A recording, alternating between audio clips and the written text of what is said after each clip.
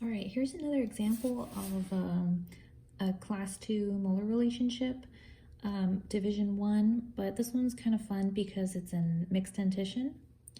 I mean, starting off just by looking at it, you're like, hey, these look really great.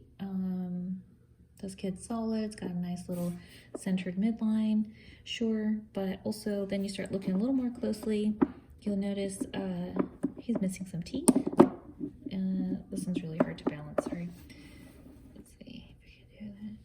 So, missing a canine. He's got his second primary molar still in there, where his first premolar, where his second premolar will show up. He only has one permanent molar at this time, at this age, so we'll go through it a little bit more closely, but essentially I'm going to show you how to chart all of this, okay? Things going on over here on this end too. Okay, so anytime you're looking clinically at someone's teeth, you're going to just chart clinically, and then when you have radiographs available, then you would make things a little bit more certain. So what I mean by that is, you know, if you suspect a tooth to simply just be unerupted as opposed to missing, I mean, sometimes, yeah, you might be able to ask the patient, like, hey, did you have any teeth extracted? And they may or may not say, oh yeah, I had this one extracted last summer or whatever.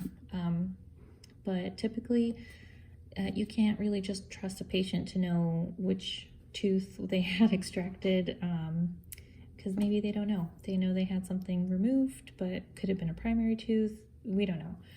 So that's why we use radiographs to back us up. But essentially, first thing you want to do, Ingalls classification, is check this way. So currently these, you can use primary teeth, all right? But they'll have to both be primary or both be permanent. Otherwise you would use canine. In this case, you can't use canine, but this one is pretty clear. This one is a really severe overbite, severe overjet.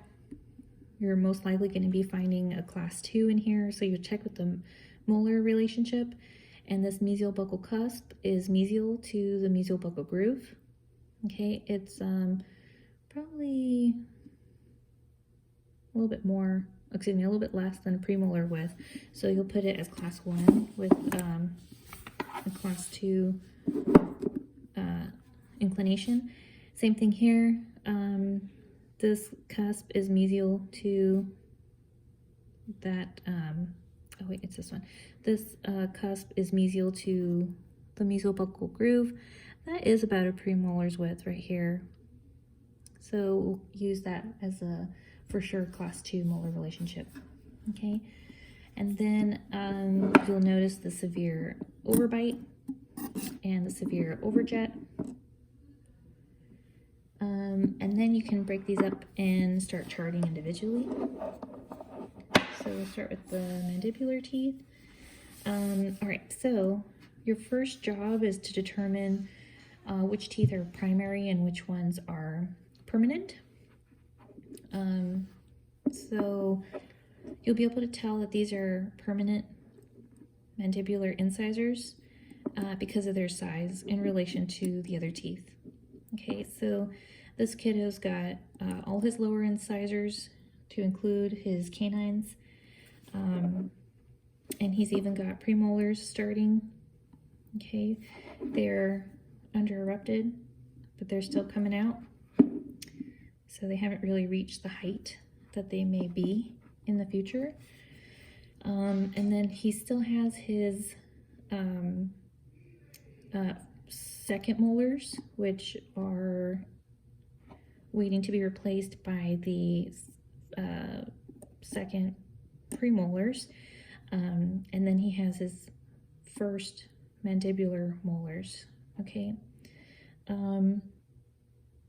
And you would chart, now because this is mixed dentition and they already have permanent teeth, coming out, you would also chart that you don't see the second permanent molars. So if you were just looking at this clinically, you would mark an X out of them. If you saw a radiograph to support that they were simply unerupted, you would circle them. Okay, so anything that's unerupted, you circle. If it's just straight up missing, you mark an X. All right, and then they're also missing thirds, so same rule applies. So maybe at this age, you'll start to see little buds in their radiograph, enclosed in their little sac. And if that's the case, then you can put unerupted as well.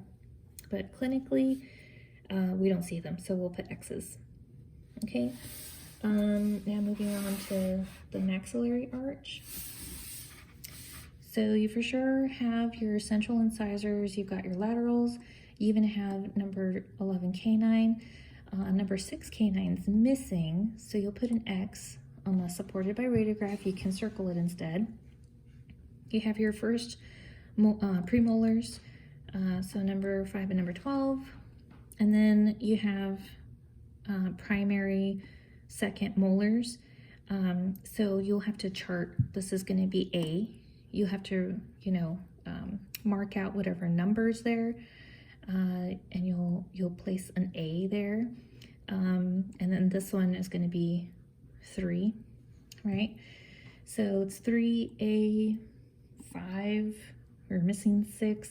You got 7, 8, 9, 10, 11, 12. And then this is J, right? J, yeah, JK. And then you've got 14 and 15. So this guy's already starting to get his second maxillary molars in. So the only things he's missing right now is his second premolars and that canine. And that's about it. So let's see, you check your arch, check to see if everything's in the arch. For the most part, everything is. I think these guys are a little flared out, so I would probably point a little arrow with 8 and 9 labially, and then a diastema here. And since you're marking this as X gone, you don't really have to put a diastema there, but anytime you see a contact that's wide open like this one, you would there. All right, so that's it. This is set 19, mixed dentition for a class 2 molar relationship, division 1. Okay, thanks.